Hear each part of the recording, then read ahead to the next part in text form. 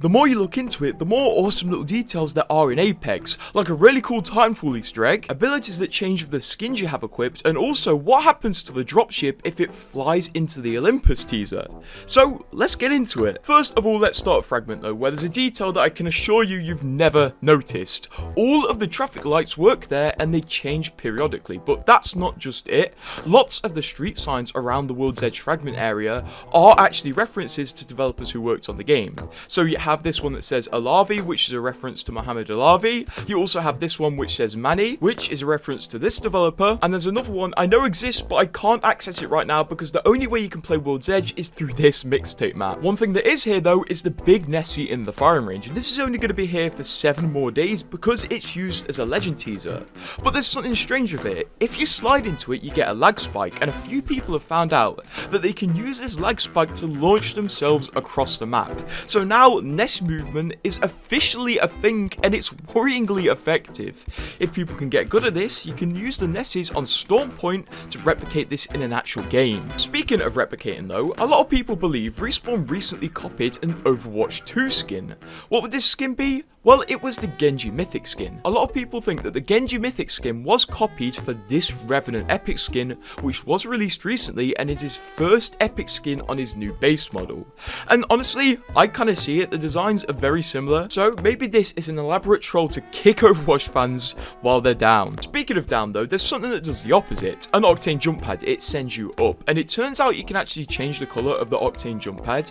If you select this perk right here, it will change his jump pad from being green to red, which signifies that this jump pad will allow you to shift your momentum in the air. And this perk was basically Respawn trying to give controller players their own sort of tap strafe, but honestly, nobody uses it because 2 jump pads is better than 1. Speaking of red things though, if you've been keeping your eye out in the lobby recently, you may have noticed that something weird happened to Revenant. His eyes went from yellow to red, and this only applies to his base skin and his user interface icon. So what does this mean? Well, it's actually part of the lore where Revenant is now controlling a whole Revenant army, which caused his eyes to turn red. And Respawn reflected this in game, which is quite cool honestly, and I wonder if this is going to be a permanent change or Respawn are just going to change it back next season. Speaking of changing it back though, I hope Respawn don't change this, because in the lobby right now there's this stand, and every 2 weeks it's been changing to add a new little trinket on there, which represents where the in-game story is right now. And you could actually click on this trinket to be transported to the story it's related to. So week 1 we had the Branthium, and then the Forge Medallion, and then the Octane Heirloom, and then the Battery, and then the Gauntlet, which is currently sitting on it. Hopefully Respawn do keep these comics up, because they're definitely a lot more accessible to people because you don't have to read through them, you just watch like a little animated thing, but they clearly don't take up too much budget, which, let's not kid ourselves, Respawn probably loves that. One good trend we've seen within Respawn lately as well is skins affecting in-game abilities, and we've seen 2 recent examples of this to my knowledge. First of all, whenever you use Conduit's tack, it does show part of her armor, and this part of her armor actually changes depending on what skin you've got, and some skins definitely look better than others with this, but honestly, this is the skin that works the best. I mean, look at that. This also applies to Newcastle's shield as well. Whenever he drops his shield, the little drone that is projecting the shield actually changes depending on his skin, and I think this skin definitely works well, so hopefully Respawn keeps this up in the future because it does make skins that tiny bit more worth it. Some weapon skins also have a similar function. For example, this Mastiff skin that you got awarded if you did really well in the Apex Rumble actually changes the texture of the shells to look like this, which is a nice little flare, but honestly, you're not going to notice it. Still, it's cool to know it exists. Although that's not the only cosmetic with a really cool detail, because everybody in the world knows about this Watson emote, where every time you use it, she places down a Nessie, and you can place a load of Nessies in the world. What a lot of people don't know is there's quite a lot of emotes like this in the game. For example, this Vantage emote where she whittles a little statue away and puts it down, these statues actually stay in the world. Also, this Newcastle shield emote, every time he brands the ground with the shield, the brand stays on the ground. And one emote I thought would do this but didn't, so I wasted some money, was this Pathfinder gift emote. I thought the gift would stay on the ground.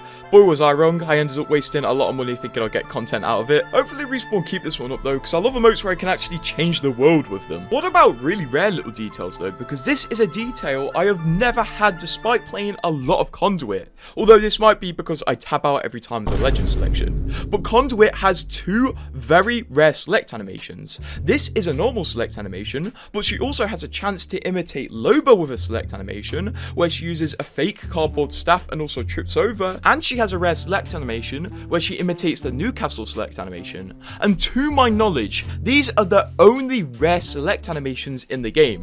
So once again, because Respawn has this code now, hopefully this becomes a common thing, because imagine the hype of a 1 in 1,000 select animation. Please Respawn, keep this one up. Speaking of recent new details though, there's a detail which you would have only had if you're trying to be a bit naughty and camp in the zone. Because in Season 20, Respawn added an anti-camping measure where if you stay in the zone for too long, I mean like 5 minutes too long, you'll never get this naturally. The game will just straight up tell you, get out of the zone or I'm gonna kill you. And if you wait through this whole countdown, which honestly you shouldn't be seeing unless you've done something disastrously wrong, you will just get killed. And this was to prevent the really annoying trend that cropped up where people would just camp in zone to get Predator and loads of RP. And it definitely worked. One thing that didn't work though was Respawn adding this Lifeline skin to the game, because this is a recolor of this skin. The thing is, when Respawn added the recolor, they accidentally recolored the original as well. So now there's two skins that look exactly the same, and they've looked like this for several weeks now. And it's literally impossible to have access to the original skin, so if this was your favorite skin, you've literally just had it taken away from you. I'm sure this one will definitely get fixed next season though, although it's just a very strange glitch to accidentally recolor an original skin. There's one thing though, which I'm not sure if it's a glitch, a feature, or a coincidence, because everybody knows about the Olympus teaser over Broken Moon a few weeks ago, where Olympus would appear in a portal. Well, one person actually managed to capture what happens when the player dropship flies into the portal. And strangely enough, at the exact moment the dropship flew into the portal teleported. I'm not sure if that one was coded into the game as a rare event, or it was just a huge coincidence. But maybe next season a random dropship will fly over Olympus in the middle of a match from a green portal. There's also a cool little detail that I didn't really clock when it happened, because recently we discovered how to activate the blue Nessie in the firing range. And it's basically activated by shooting the targets with Titanfall 1, and then Titanfall 2, and then Apex Legends weapons. I was about to say Titanfall 3. And when the Nessie comes down, it comes down like a Titan, and I didn't really clock it at the time, but it's a cool little homage. Unfortunately, I feel like that's the last Titanfall content we're going to see for a bit. I mean, even yesterday this tweet blew up, which is kind of true. The last major Titanfall content we got is the fact that Conduit has Titans in a backstory, I'm pretty sure. Speaking of Conduit though, she has a really cool detail. Whenever you loot with Conduit, she will pull up a little hologram on her arm, and she'll swipe through items that she's looting through. Now, I'm not 100% sure if these items actually correlate to what she's looting, which would be really awesome, but honestly, that seems like so much effort. It's kind of not worth it, but I really like this, and also gives kind of a lore explanation to Apex Legends inventories. But for a final little detail, there's actually an heirloom that does something that happens nowhere else in the game. The Fuse heirloom is the only heirloom that exists where you can actually see your legs. As you can see here, whenever you slide with the Fuse heirloom out, you can actually see his legs sticking out, which is really immersive and kind of makes me want to see legs in Apex Legends, like they've recently done with CS2. It'll make the skins more worth it. But I tried to compact as many details into one video as possible, so which one was the most detailed detail? And also subscribe for more details.